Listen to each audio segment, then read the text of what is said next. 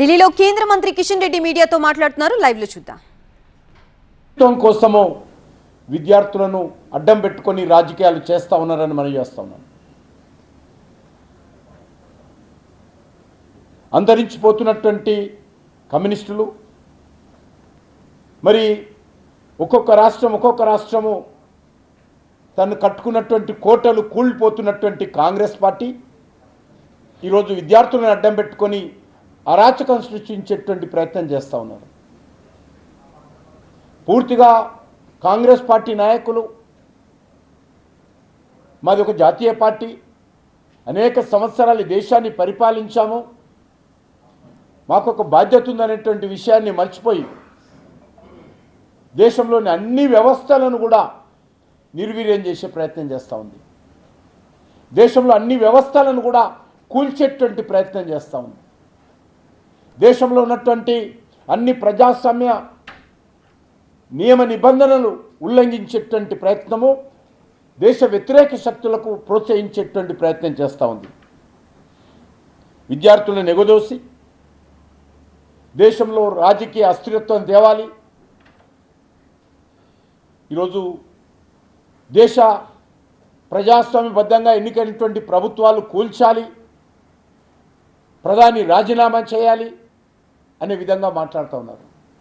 నేను అడుగుతా ఉన్నాను కాంగ్రెస్ పార్టీని, మీకు చేస్తున్నటువంటి డిమాండ్ మీద ఏమాత్రం విశ్వాసం ఉన్నా మీరు అధికారంలో ఉన్నప్పుడు అది రాష్ట్రాలలో కానీ కేంద్రంలో కానీ ఏ రోజైనా మీ ముఖానికి రాజీనామా చేశారని అడుగుతా ఉన్నాను. మీరు అధికారం ఉన్నప్పుడు రాజీనామా చేయనటువంటి వాళ్ళు ఈరోజు రాజీనామా చేయాలని డిమాండ్ చేసేటువంటి నైతిక హక్కు కాంగ్రెస్ పార్టీకి, రాహుల్ గాంధీకి ఉందా ఈరోజు చెప్పాల్సిన అవసరం ఉంది.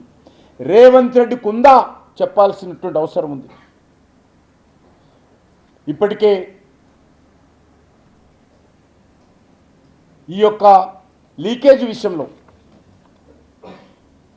అనేక రకాల చర్యలు తీసుకోవడం జరిగింది. కాంగ్రెస్ హయాంలో రాహుల్ గాంధీ ఒకసారి వెబ్సైట్ ఓపెన్ చేసుకొని చూడాలి.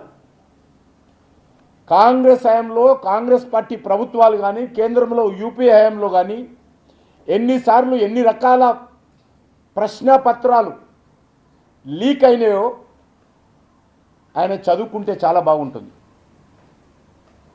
అప్పుడు ఎంతమంది మంత్రులు రాజీనామా చేశారో ఒకసారి ప్రజలకు చెప్పాలి. ఆయన రాజస్థాన్లో కాంగ్రెస్ పార్టీ అధికారం ఉన్నప్పుడు 18 ఎగ్జామ్ పేపర్ లీక్ అయి చివరకు కాంగ్రెస్ పార్టీ నాయకులు ఆందోళన చేయాల్సినటువంటి దయనీయమైనటువంటి పరిస్థితి కాంగ్రెస్ హయాంలో ఉండింది. ఈరోజు అదే కాంగ్రెస్ పార్టీ ఏ ముఖం పెట్టుకొని ఈరోజు ధర్నాలు చేస్తూ ఉన్నారు ప్రధానమంత్రి గారి ఇంటి ముందు. ఈరోజు చెప్పాల్సినటువంటి అవసరం ఉంది. వాళ్ళకు రాజకీయాలే ముఖ్యం తప్ప విద్యార్థుల భవిష్యత్తు ముఖ్యం కాదు. వాళ్ళకు అధికారమే అవసరం తప్ప దేశ సమగ్రత సమైక్య అవసరం లేదు. ఏ వ్యవస్థ అయినా సరే మాకు లాభపడకపోతే, మేము అధికారంలో లేకపోతే, ప్రజల మద్దతు మాకు రాకపోతే ఏ వ్యవస్థ అయినా మేము కూల్చడానికి సిద్ధంగా ఉన్నాము అనే విధంగా ఈ దేశంలో ప్రధాన ప్రతిపక్షం మాట్లాడుతూ ఉంది.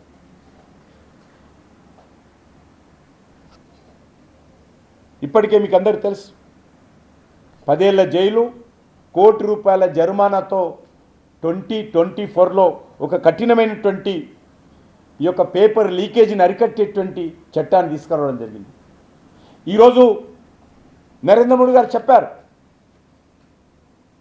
ఎవరైతే పేపర్ లీకేజ్ ఉన్నారో ఫాస్ట్ ట్రాక్ కోర్టులు ఏర్పాటు చేసి ఆ ఫాస్ట్ ట్రాక్ కోర్టుల ద్వారా వాళ్ళందరికీ కఠినంగా శిక్ష పడే విధంగా కేంద్ర ప్రభుత్వం అన్ని రాష్ట్రాలను, కేంద్ర ప్రభుత్వ విద్యా సంస్థతో పాటు కేంద్ర ప్రభుత్వ ఏజెన్సీలతో పాటు అన్ని రాష్ట్రాలకు కూడా మేము ఆదేశాలు జారీ చేస్తామని చెప్పడం జరిగింది. అంతేకాకుండా